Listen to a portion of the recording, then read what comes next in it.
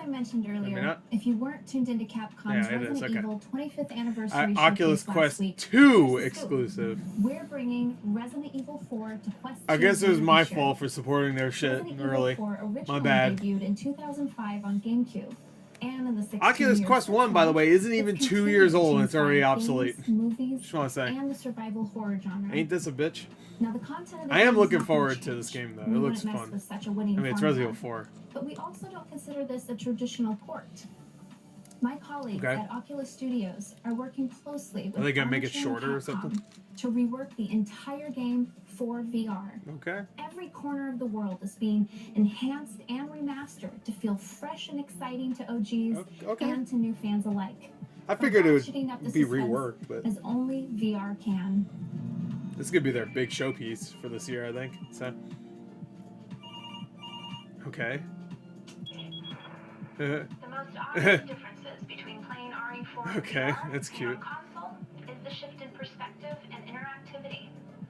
Only on Quest 2 will you be able to play RE4. Be able to explore these environments in first person. The graphics there are even better. You can tell. Will allow you to interact with the world in a fundamentally new way from how it's played on. You can move chairs and stuff.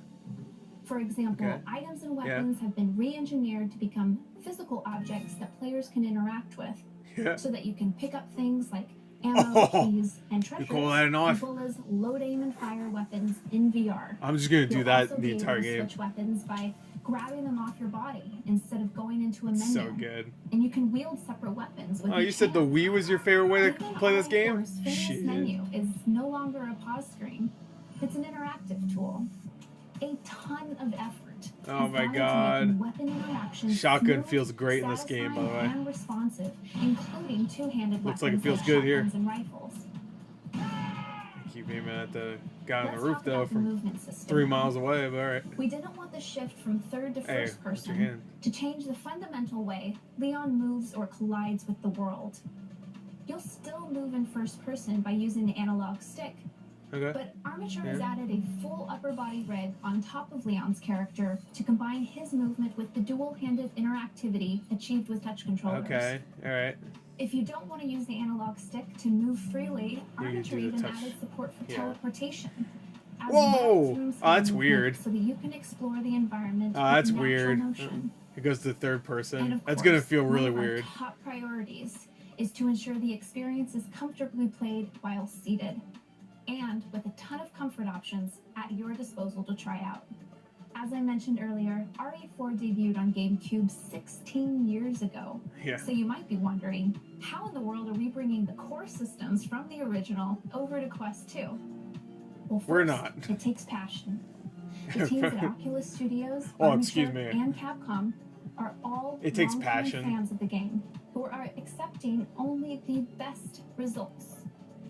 And it takes time. You took everyone's favorite Resident Evil game. You better do well. A couple years now, and just carefully and reverently making changes that will make your experience. They've been working on it for a couple of years, huh? When they announced that, I figured it was like a quick thing, kind of. From the original nice. To drive gameplay. Can you give him a high five? Mastered art.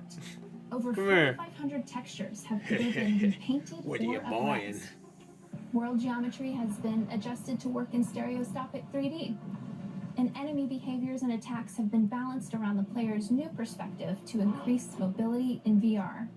They've also improved support for running the game at a higher frame rate than the original 30 frames per second, and fixed many bugs at the 60 FPS. Damn, why don't you bring these fixes to the regular game? Now, while Armature has adjusted a number of things for VR, some things just haven't needed to change. Character animations have been faithfully converted to Unreal Engine 4. That makes sense. And remain untouched from the original source material. And all cutscenes will be presented in their original format. If you're a fan of the survival horror genre like me, you've likely played, or tried to play, a lot of scary games in VR. Now, RE4 isn't known for being the scariest in the Resident Evil franchise. No.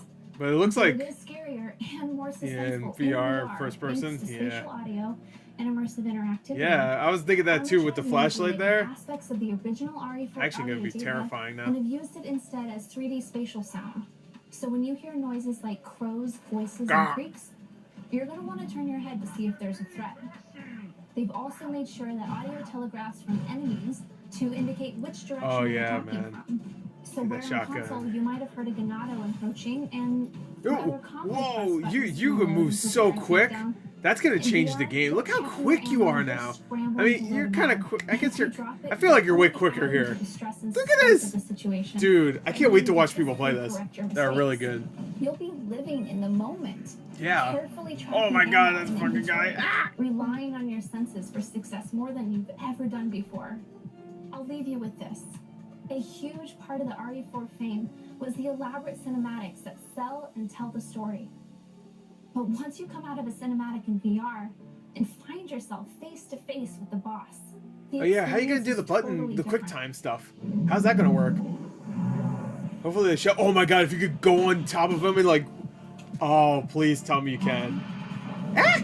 Oh, that's gonna be terrifying. I don't like it. I could talk for a lot longer about this game, but we've got to move on because there is more to share today. Okay. But that was a stay good. tuned for more Resident Evil 4 updates in the lead up to its launch on Quest 2 later this year. Like, come on, tell us the month. Right. Now I'd like to share with you updates on